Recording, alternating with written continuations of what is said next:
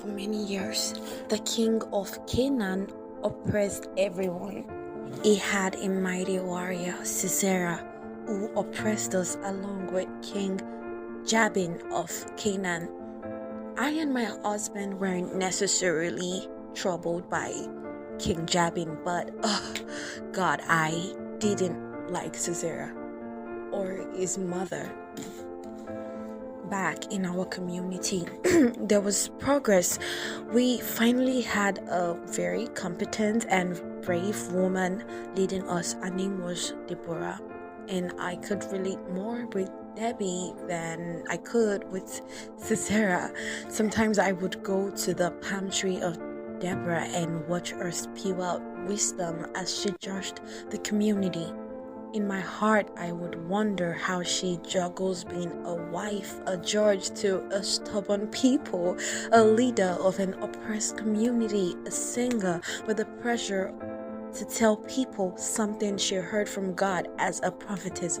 She was beyond great to me. It was, a long distance from Palm Tree of Deborah to my house, so when I get home I just lay down to rest a little bit.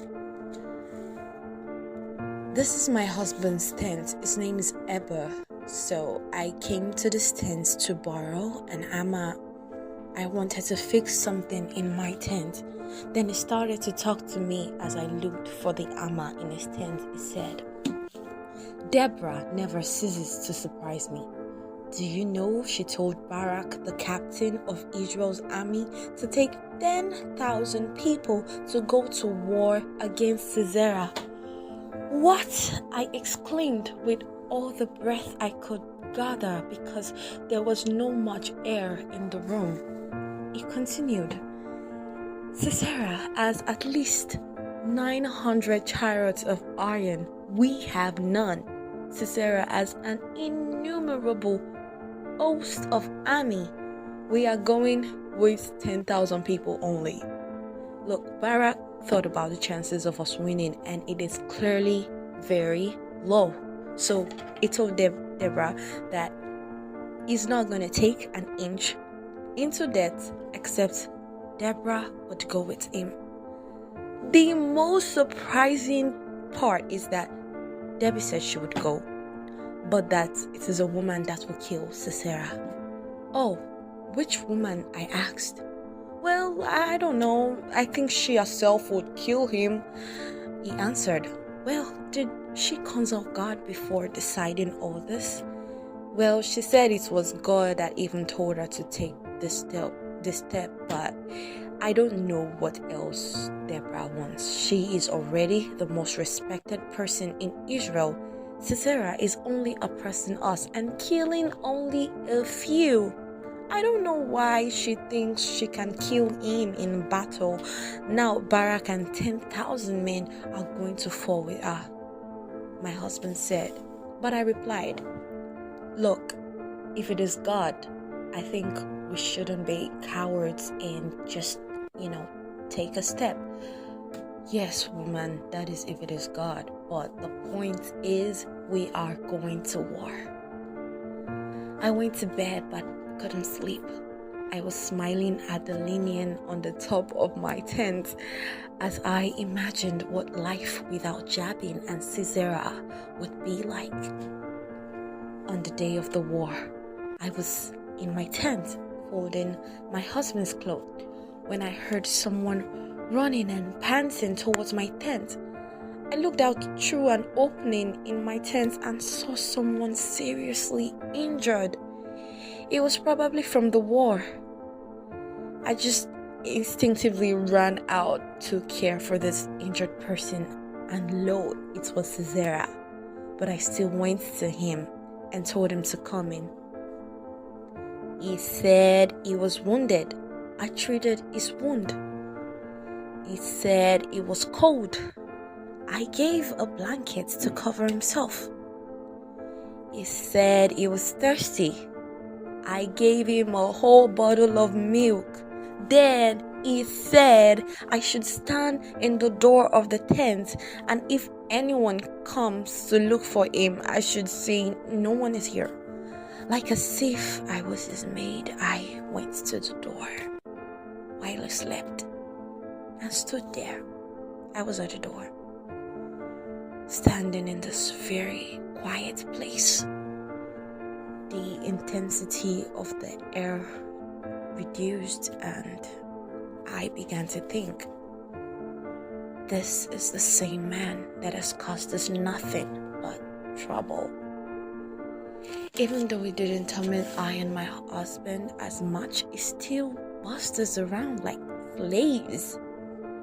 I began to think, if someone comes by and asks about him and I say, oh, no one's here, but the person, pushes me out of the way and sees him sleeping like a baby cuddled in swaddling blankets, won't they think that I am his ally?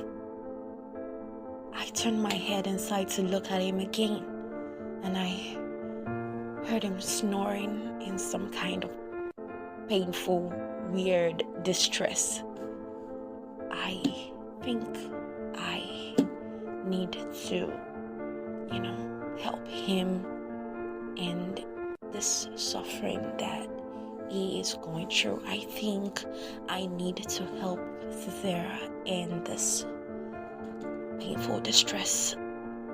I think I need to also end this suffering that I and the children of Israel are going through. I turned my head back outside. I looked up at the sky and took a deep breath, but there was no much air in the surroundings. And I looked at the ground. There was a nail. There on the ground was a nail that wasn't well placed in my tent. There on the ground was the armor that I borrowed from Eber the other day. There on the ground lies the greatest tormentor of all time, Caesarea. So I picked up the nail and the armor from the ground and I went into my tent, but my tent almost suddenly became dark and it started to be choking.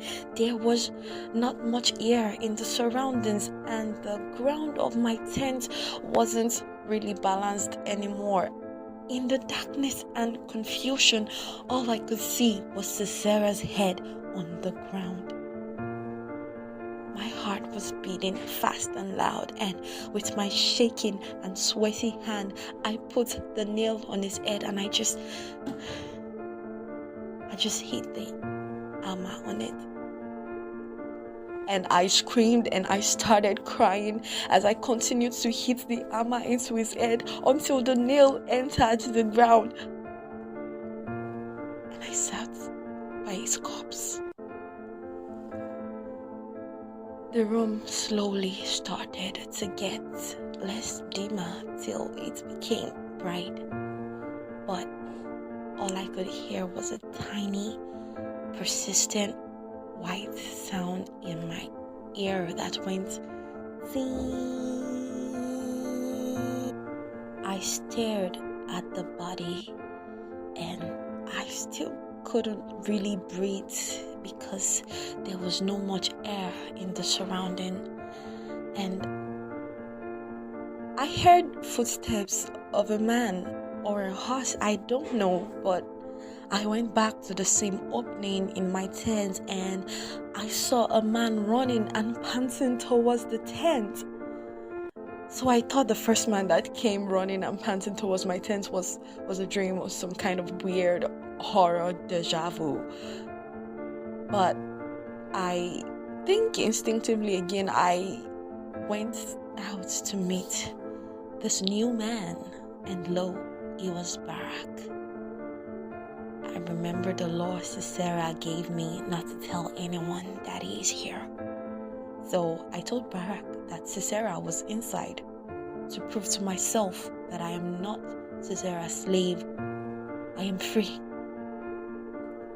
Barak entered and puked a little bit in his mouth as he beheld the gory, unexpected sight.